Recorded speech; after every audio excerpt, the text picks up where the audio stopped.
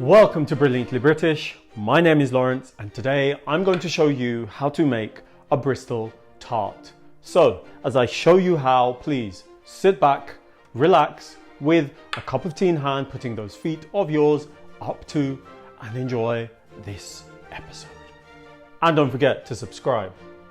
The city of Bristol is located in the southwest of England, straddling the River Avon, and is a city rich with British maritime history, where many new and exotic fruits would have first reached the British shores. In this episode, we'll be sharing our recipe for a third citrus tart to accompany our Liverpool and Newcastle tarts, with results that speak simply for themselves. Step by step, we'll walk you through the tart's preparation before we crown everything off with a session of tasting at the end. So now, with the introductions made and your interest peaking, please allow me to introduce the ingredients to you. For today's Brilliantly British Bristol tart, you will need some muscavado sugar, some white caster sugar, some plain white flour, some vanilla paste, some butter, some limes, some eggs, followed by a little pinch or two of salt to avoid the occurrence of bland food.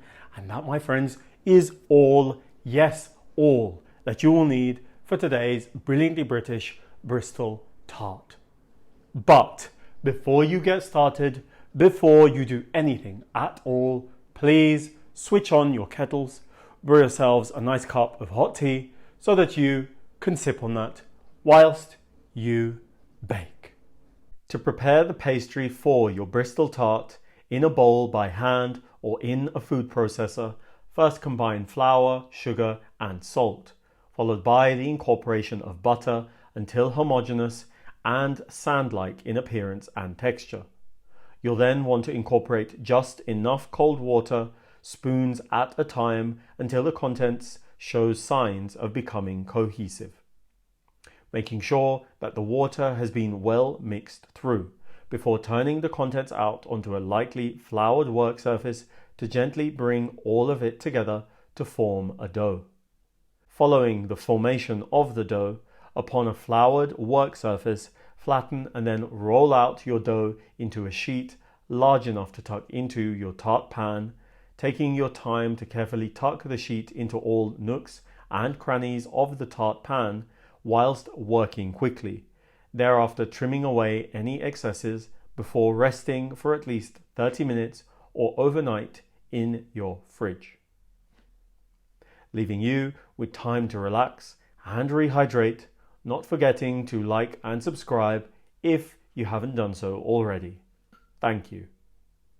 After having rested the raw tart base with your oven preheating, dock the base and sides of the pan, cover with a sheet of greaseproof paper, weighed down with rice or ceramic baking beans, before baking blind in your oven for an initial stint, with the pan being recalled moments later to be uncovered and then returned to your oven to bake further, this time around uncovered. Following a second recall, glaze the tart base with an egg yolk, making sure to coat all inner surfaces thoroughly, thereafter returning to the oven one final time, with the result being a glossy and crisp tart base. With the tart base made, with your oven preheating, for the filling, with a blender or food processor, thoroughly blend lime zest with sugar and a pinch of salt, proceeding by adding your coarsely chopped limes, which should be blended therewith, passing the contents through a sieve with the intention of extracting as much liquid as possible, thereafter adding eggs and vanilla paste, which, once thoroughly mixed, should be carefully poured into your tart base and then baked to perfection, leaving you with yet more time to relax and rehydrate once more with Brilliantly British content in hand, taking a moment to help us out by liking and subscribing. Thank you. The result of baking should be akin to the bubbling tart on screen now, which, once left to cool, will be ready to serve and can be optionally dusted with icing sugar when presenting. And so now, with a fresh Bristol tart made and your interest peaking, I think it's high time for tasting, tasting, tasting. Are you ready? Are you steady? 3, 2, 1. Wow. Wow, that's flavor.